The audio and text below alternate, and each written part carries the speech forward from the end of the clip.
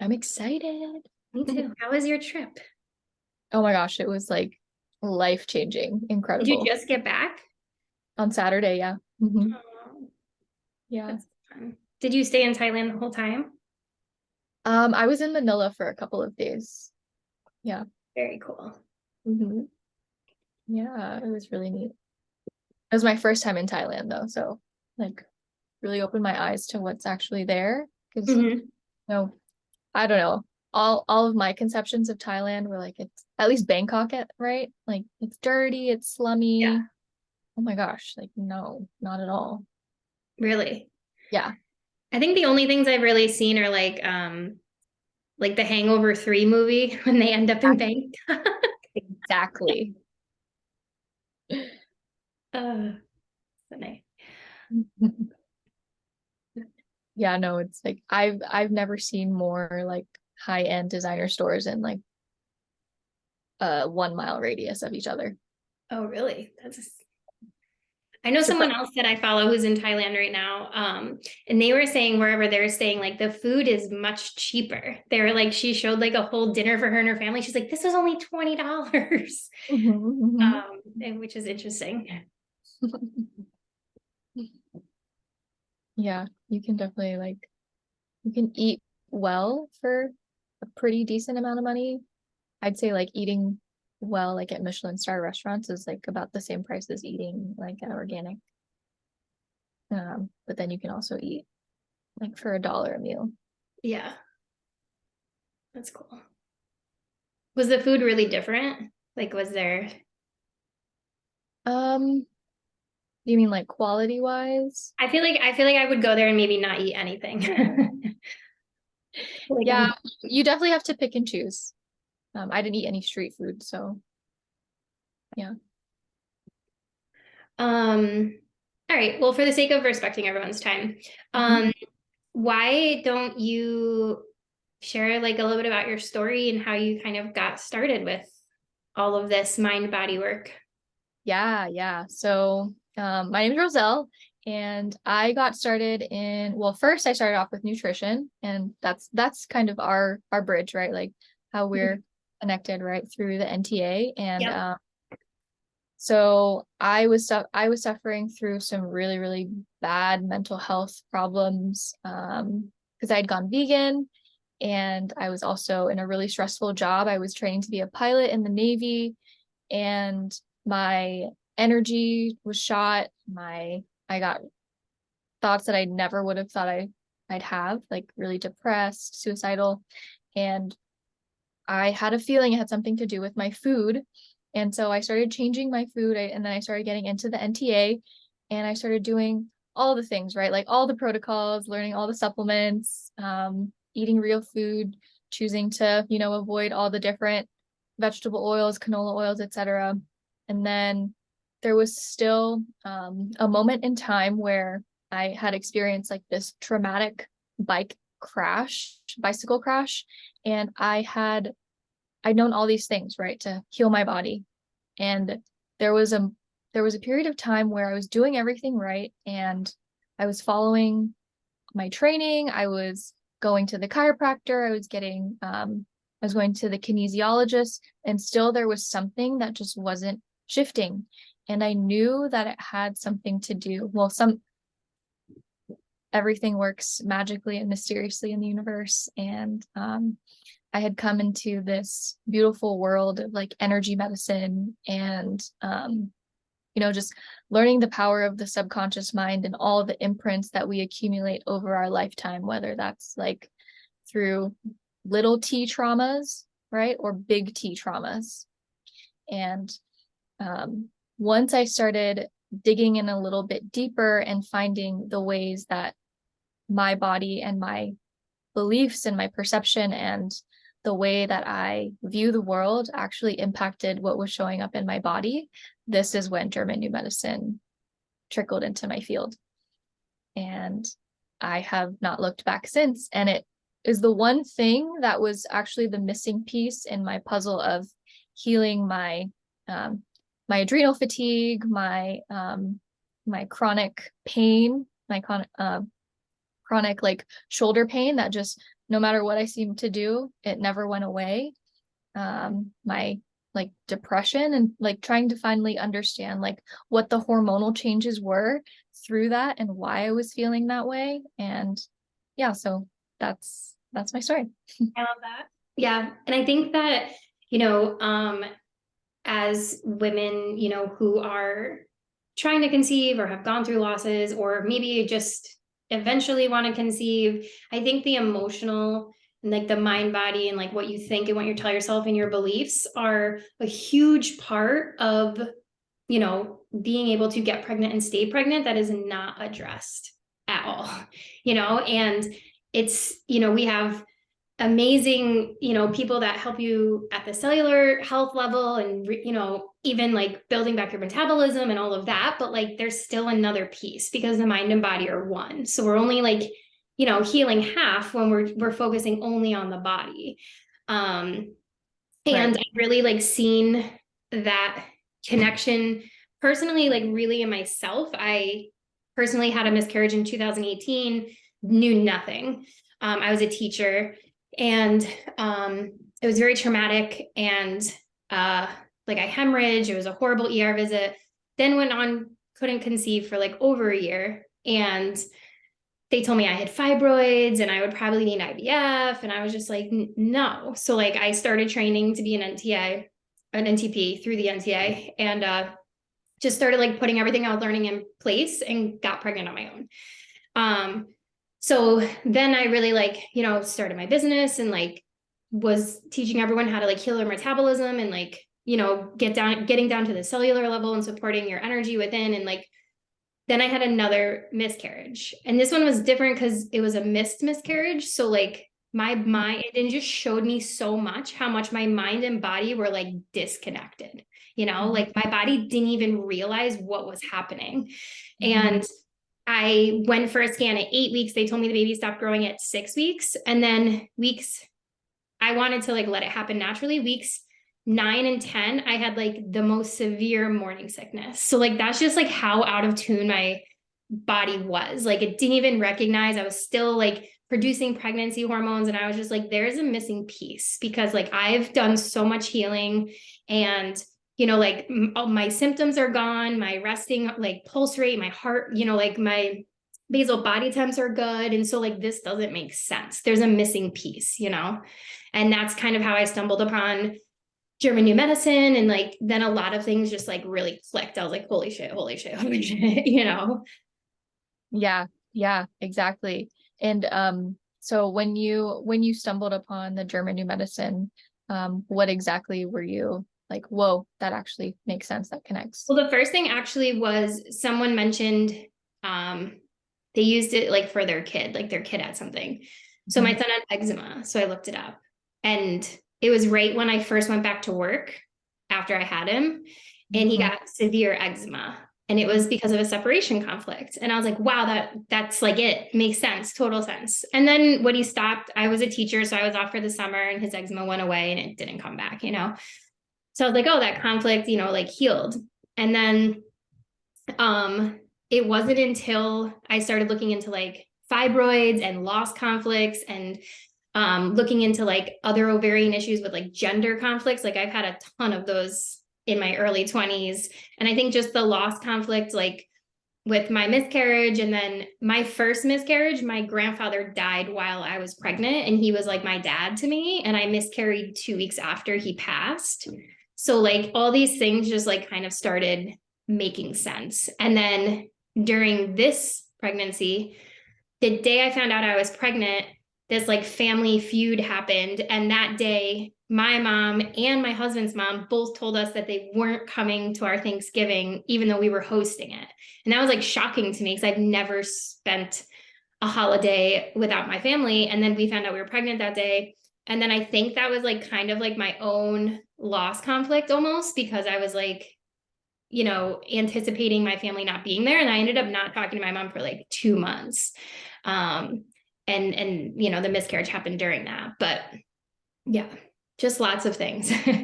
Right. Yeah. Yeah. So for the 10,000 foot overview of what German new medicine is, just for anybody that's never heard about it. So German New Medicine is basically a framework of understanding the biological processes that are happening in the body, right? Because so much of what we try to pinpoint as root cause in our modern understanding of the body is not actually root cause, because it doesn't take into account the psychological and the emotional pieces that drive the adaptations and the changes in the body. And this is why German New Medicine is such a game changer, because it is truly holistic and it's truly taking into consideration you as an entire person with beliefs, with dreams, with hopes, with perspectives, with doubts, with struggles, and not just as this mechanical body.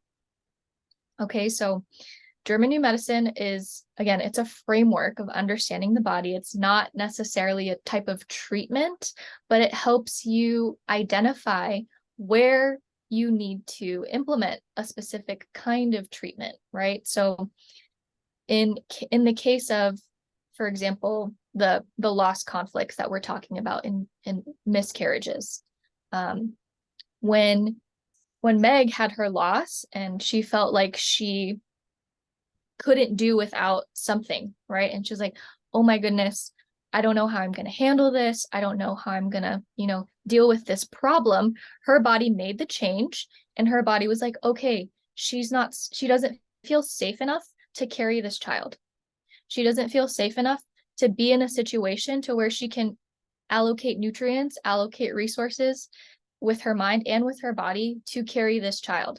And so this is where the intelligence of the body really, really comes through, right? So your body doesn't make any mistakes at all.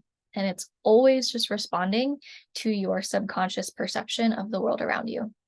And yeah, so this is the power of like using not just your the nutrition, the detox, the pro-metabolic health, and all these different facets to help you gain that safety within the body, but also using that emotional and the subconscious to help direct the way that your body acts too.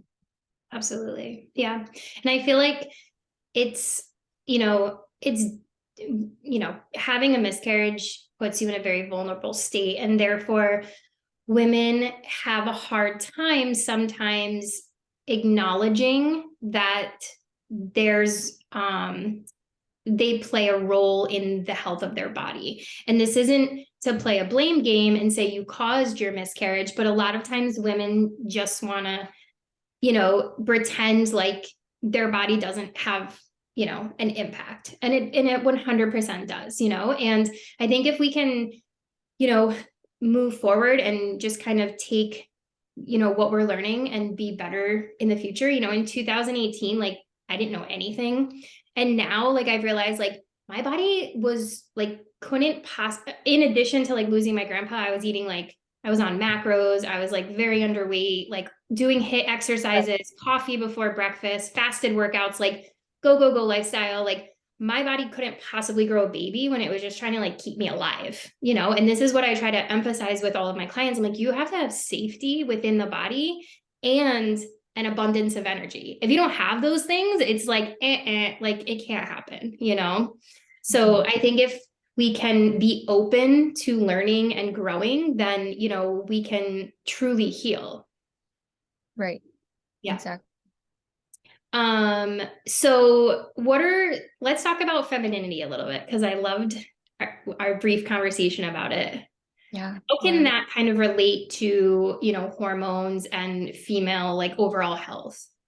Right. Yeah. Yeah. So part of the understanding of the body with German New Medicine is really using the brain as part of the framework, right? Because so much of our current model of health really tries to disconnect the brain and the body, right? So in German New Medicine, the left side is female, and so the right side is more masculine, right? So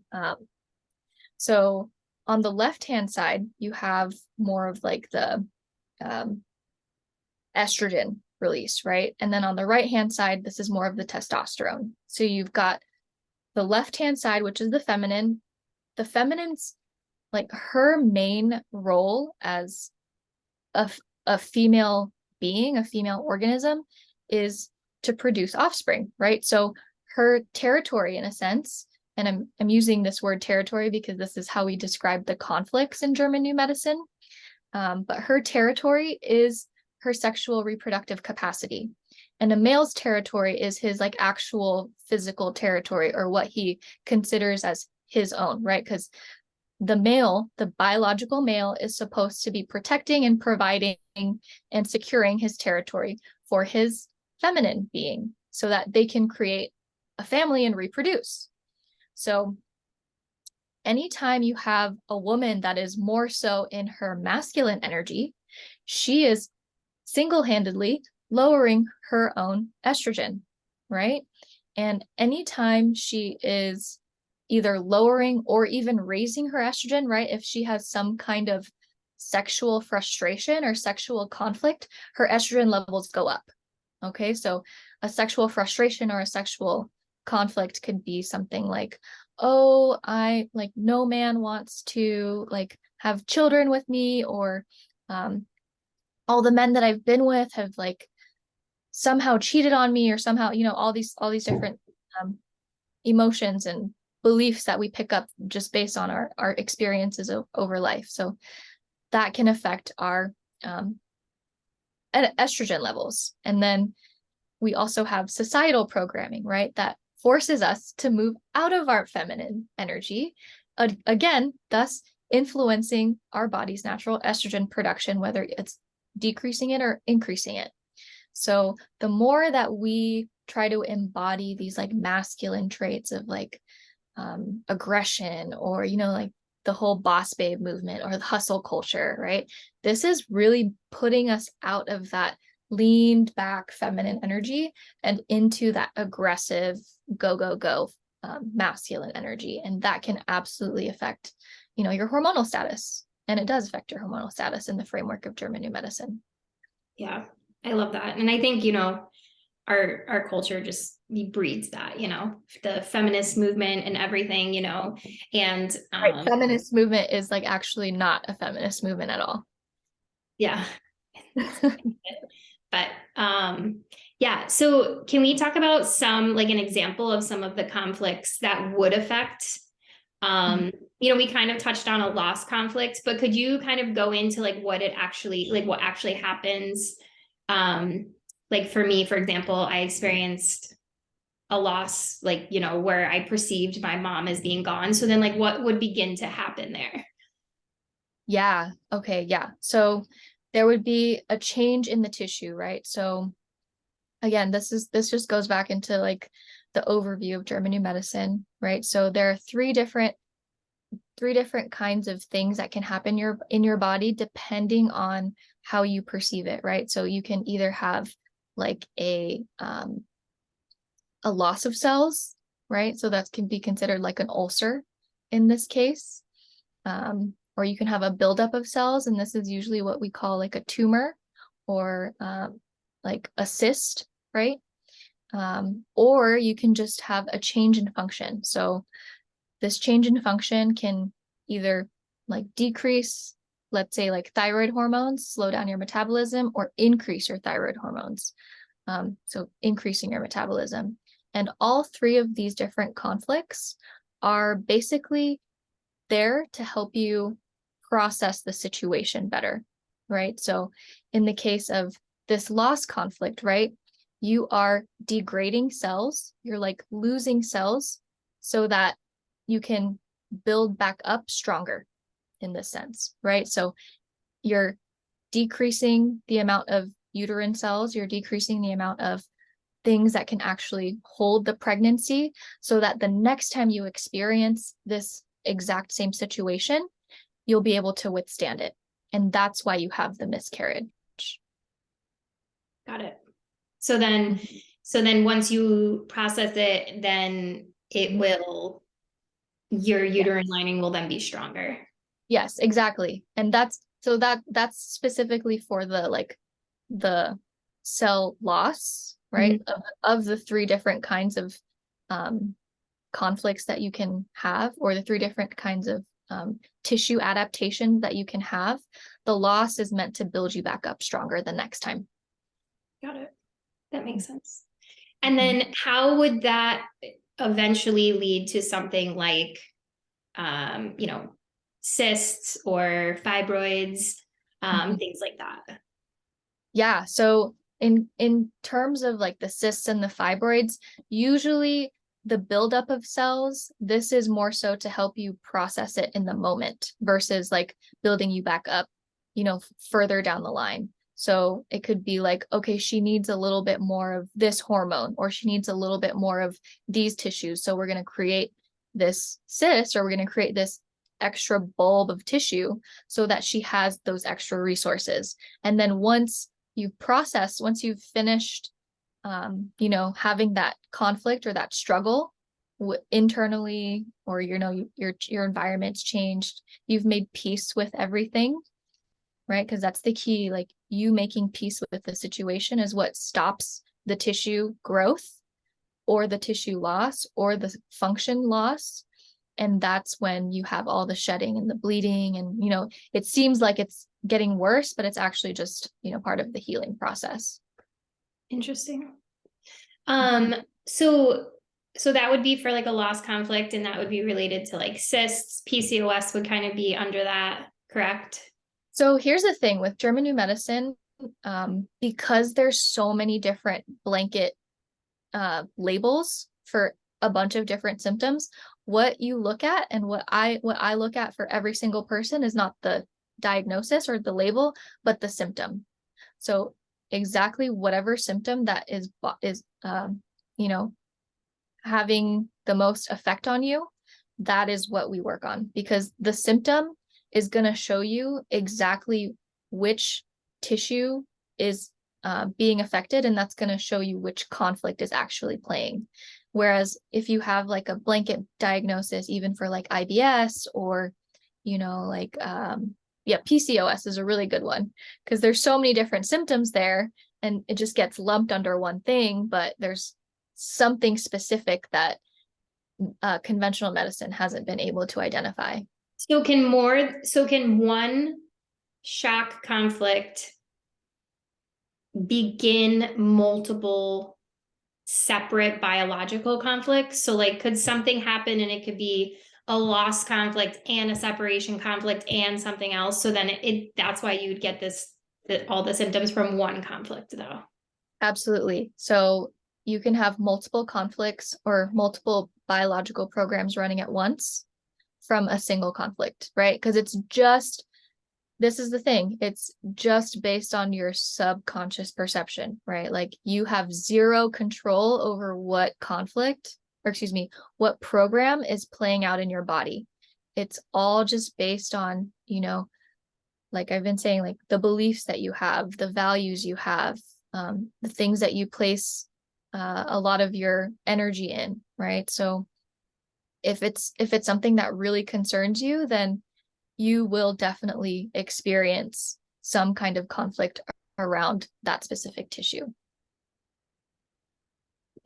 It's very crazy and interesting, because I was thinking about this from a PCOS, because a lot of women that come to me have PCOS, but like a lot of them have, first of all, the criteria that diagnoses PCOS, like there's 3 main criteria, and some have all 3, some have just 2.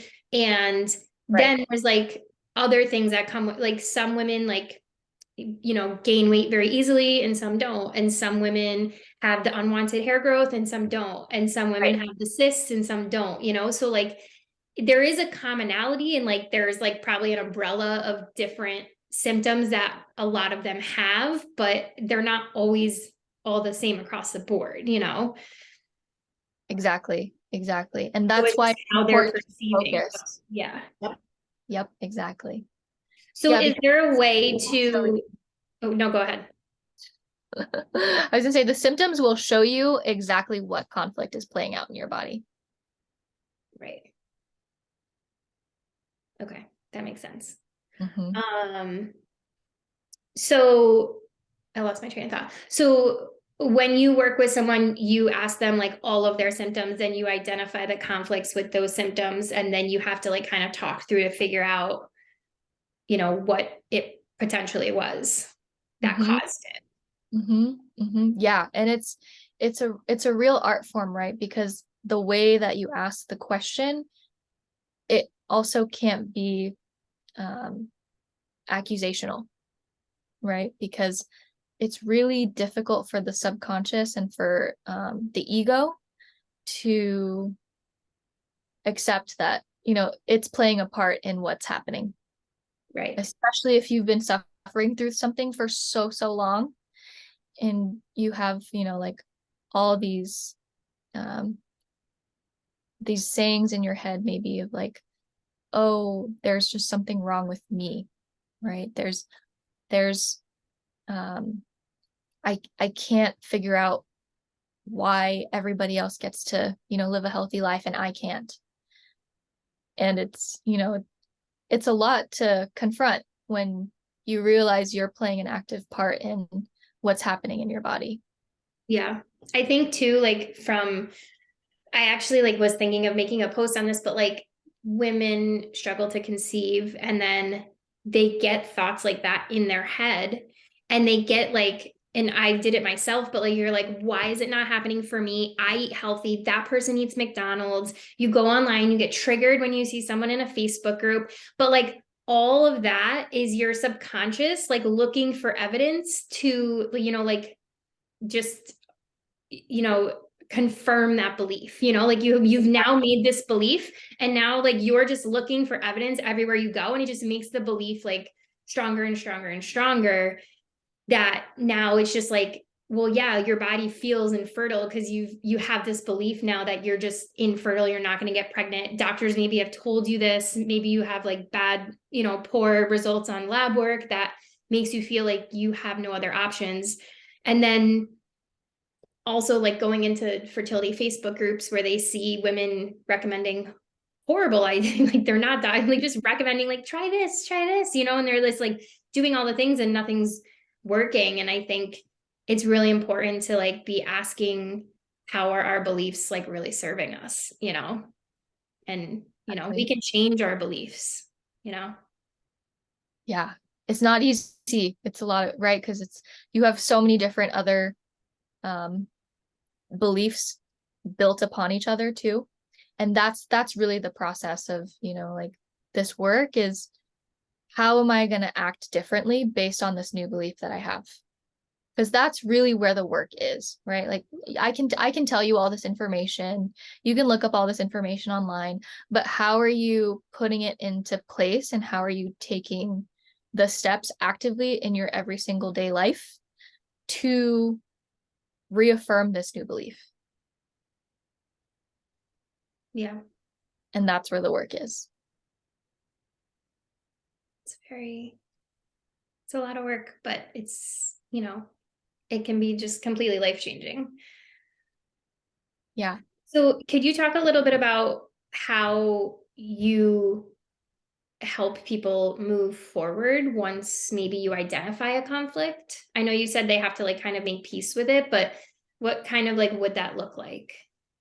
Yeah. So, um, I mean, it's really, you're talking about like my process, how I help people specifically Yeah. with, okay, yeah. So we do a lot of breath work because I love that breath work.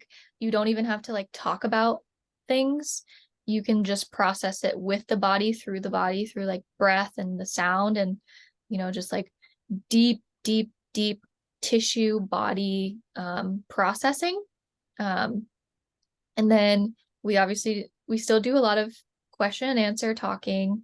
It's more so homework of just like let's observe, your reactions, your thoughts. First, we're gonna notice like when do you feel better? When do you feel worse? Okay, can you correlate? What are the thoughts or emotions that you're having when you feel better? What about when you feel worse, right? Because it's all just a real awareness game at this point, right? What can you kind of like what I was saying, like what can you change based on now that you have all this information that like, okay, this really triggers me. What can I do instead? I love doing this. How can I do more of that? Right? Like how can I go in the garden more? How can I paint more? How can I play with my kids more and not worry so much about, like all the other crazy things we worry about. I love that. My mind keeps going blank. I just had another question. Hold on, it's on the tip of my tongue. It'll come back to me. So do you have your clients do any sort of like visualization or like Mhm. not manifesting, but like, positive, like to help kind of guide their beliefs and stuff? Absolutely. So one of my favorite things that I love having them do is just one, create their ideal, right? Like, how do you want to feel? What are you doing? You're like the healthiest you've ever been.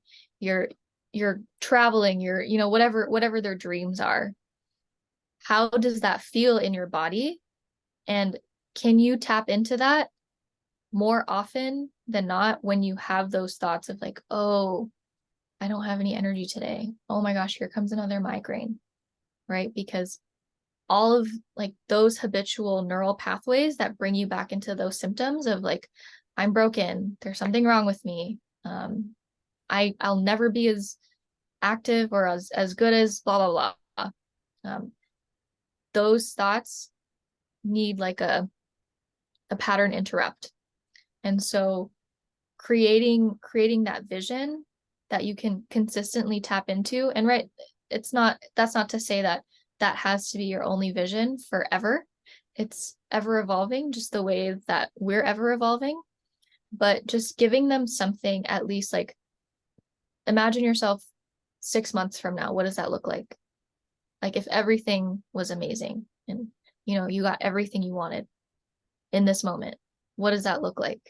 Because that can give them something else to focus on versus and not like in a bypassing way, but more so just like a this is possible for you way. I love that. And then I had another random question that just came to my head, but do you feel so?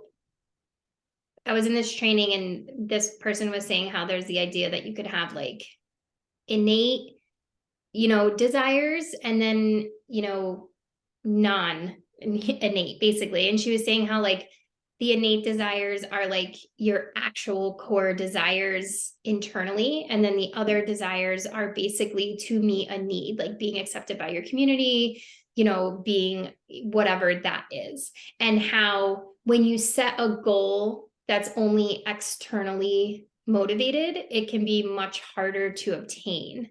And I didn't know if that would relate to the healing of this or I don't know, like, I feel like for women sometimes getting pregnant, sometimes when I talk to certain of my clients or just people in general, I feel like maybe they're not ready internally. You know what I mean? I feel like they're like, well, I got married and I got a house. So like now the next step is have kids.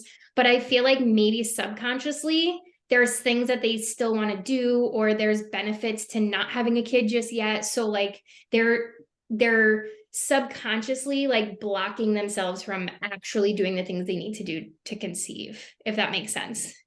Totally. 100%. Yeah.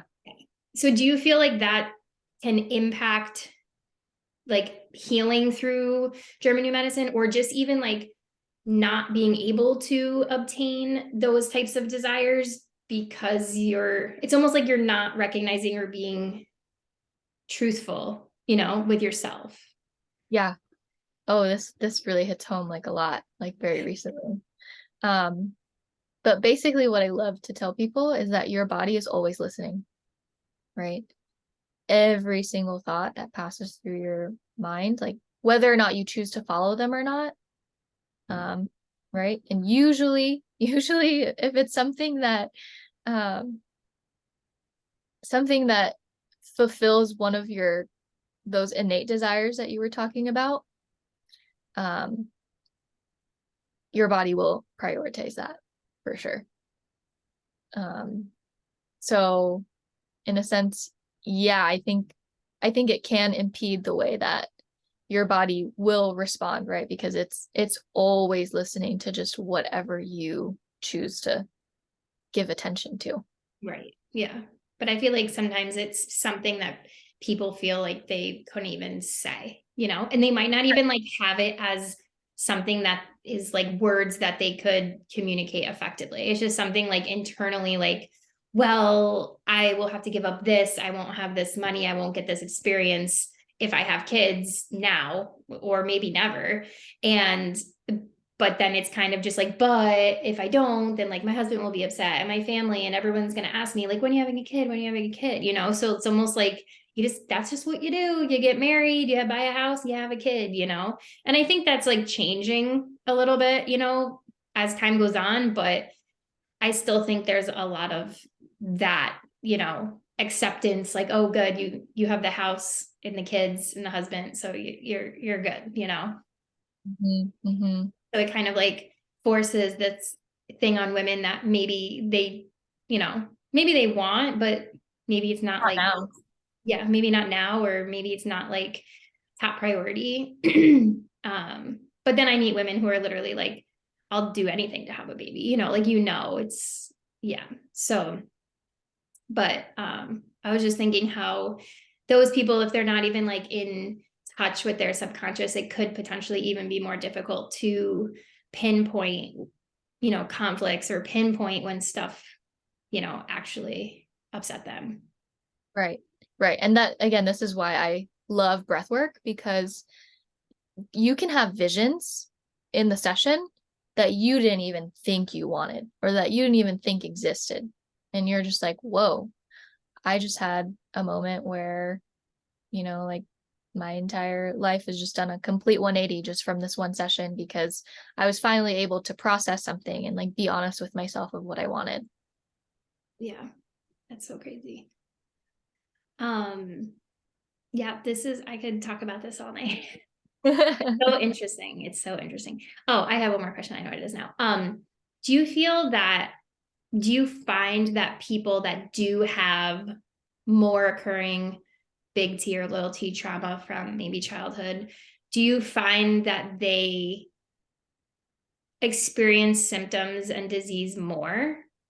And I know like there's this study like ACEs, like adverse childhood experiences, and it shows that like children who go through ACEs as children, when they grow up, they do have more disease. But I didn't know if like personally, like you have seen that in your work, or you see a correlation there. Yeah, definitely. And it actually ties into endometriosis quite a bit. So endometriosis, the conflict is like believing that you can't offer a good home to your child, right? Like consistently believing that. And that's usually manifests in people that have had bad childhoods, right? And that wish they could have done something, they could have had something different. They could have had a different home, they could have had different parents, whatever. It would have been better to be like, to have no child than to raise one where I was raised, right? So that's usually the underlying conflict with, like the persistent active, like breakdown and repair, breakdown and repair, breakdown and repair, and it's never actually fully just repaired, right? So it's definitely, you see a lot more of that, and that happens a lot with like what we call autoimmune conditions today. It's like this constant relapse of, because things that really impacted us when we were younger, if we don't even know to look there, or if we aren't willing to look there, right? It stays with us, and it's harder for us to really move on. So if you have a biological conflict when you're a child, and then it are you like more susceptible to have that conflict reoccurring in your life, the same type of conflict, but different scenarios kind of bring it back up?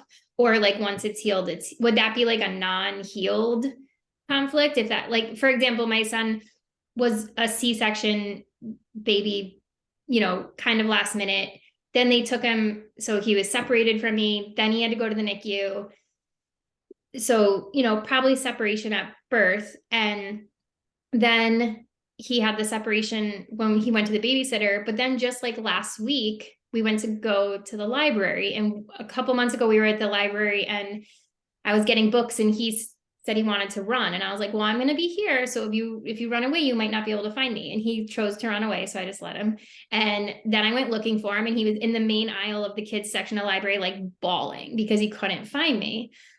And that happened months ago. And he brings that up like often. Like if we go to the library, he'll be like, I lost mommy. I was crying. So we were eating breakfast and we were talking about going to the library. And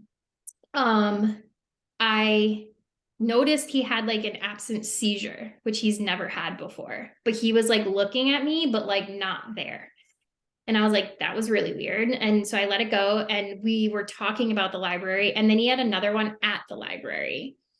So, I was wondering like if us talking about the library triggered his separation conflict from when he lost me at the library, and maybe losing me at the library was extra traumatic for me because he was separated from me at birth. Yeah. So there's this concept in German New Medicine called tracks, right? So sitting on a track, right? So anytime you experience the conflict, right? So in this case, your son's conflict is losing you in the library.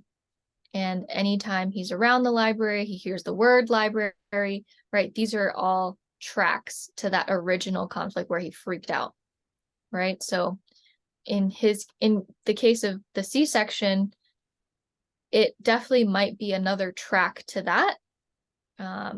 But right, as the key here is when he's experiencing that conflict, it seems like the separation from you is the major trigger.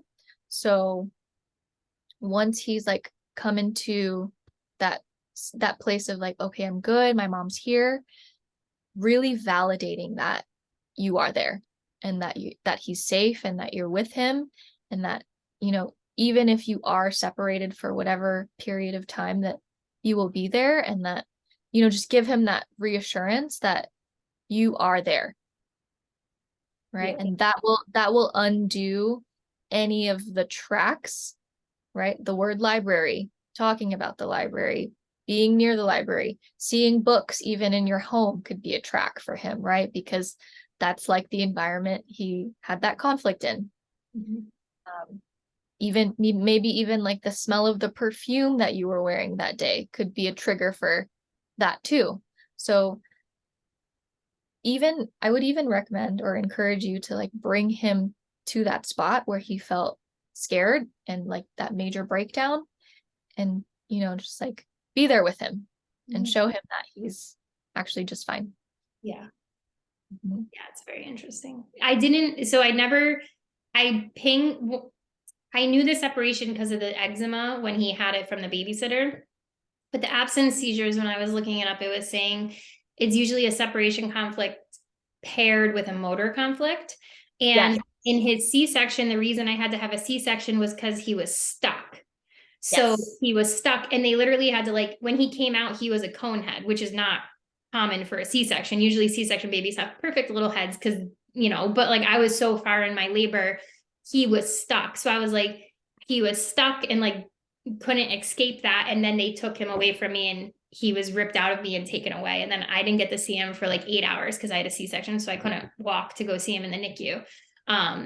So then once I saw that was related to the absence seizure, I was like, oh, maybe it's all related from that initial Yeah. day one of life. And I keep coming back to breath work because I'm obsessed with breath work, but there is a type of breath work called rebirth breath work. I don't know if he's old enough for it yet, but you can basically like simulate your birth. It's in like a water tub, and you're basically like rewriting your whole birth story so that you feel safe. Oh, we need to do that. Yeah. He's only 2.5, so I don't know how that would go, but Yeah, I think we should wait a while for that one. yeah.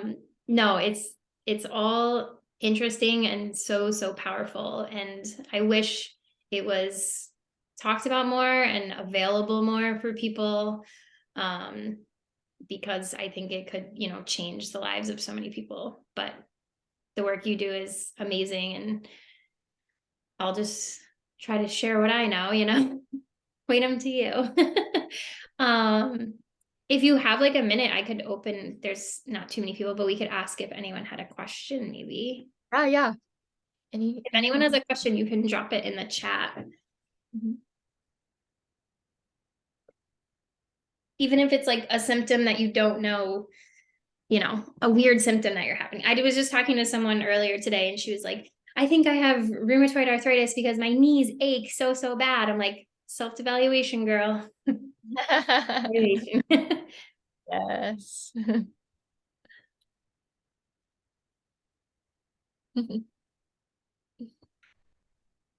It could even be a symptom related to like your fertility, or not. What would you say the most common ones that you see coming through are? Would you say they're like joint pain, or like are they more severe? I see joint pain a lot. I see a lot of hair loss, um, weight gain, um, just really like poor energy management. Um, yeah, most of the things women come to me for are like those main symptoms. Yeah.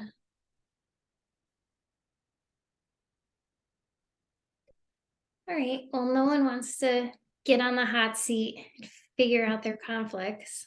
No, yeah. So I'm gonna send out the recording to anyone that couldn't make it. There were a couple people that messaged me. But this has been so valuable and insightful. Thank you for coming on. Do you have anything to add? No, nothing really, but I think the biggest thing that I notice is like the whole femininity piece that we talked about, right? Mhm. Like so many women think they need. So here's the thing, right? Like obviously women are attracted to very masculine traits, right? The like um dominant leader, gets shit done, um very structured, knows how to do all these things um, efficiently, logically, analytically. And I think we've put those traits on such a pedestal that we forget to embody our emotions, our chaotic nature as women, like our ability to play and have fun and just like relax and lean back. And so many of the dynamics that I see, whether it's like relationship issues or even just like what fertility issues is that desire to embody the traits that we admire versus accepting the traits that we naturally have. So if there's anything that I could like impart, just accept yourself for who you are. You like don't need to um, do so many different things to be someone else. You're a wonderful feminine being, and you're going to be a great mother one day. Heart. Yeah, I love that. And that piece was really eye-opening for me, personally, like when we talked about that, and it just like makes so much sense. It like tracks so much, and society just strips us of it, unfortunately. Even just like once you become a mom, it's like, oh, you're only a stay-at-home mom. What do you do all day? Like, oh, you take care of kids. And Like, that I think that's where like the jealousy piece comes in. It's like snide jealousy. You're yeah, just like, I know you want that, but yeah, yeah.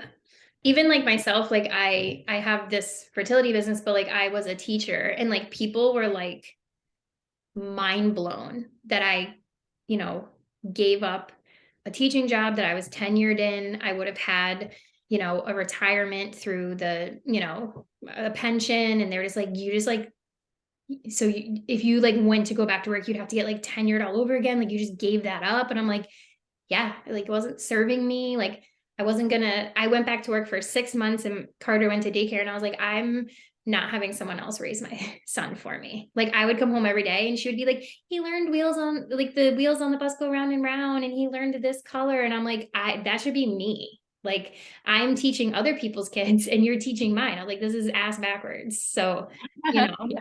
know, like, no. But I remember like, even to this day, people would be like, I can't believe you don't teach anymore. I'm like, well, being a mom was, more important to me. So, you know. Yeah. You got to do what's right for you. Mhm. Well, thank you so much. Thank you, Meg. This was so fun. Yes. So where can people find you if they wanted to reach out and Mhm. work with you? Yeah, so all my handles across, socials and my website is Stay Well with Roselle. Take that in the chat. Okay. Okay. And it's my website is staywellwithroselle.com. Awesome.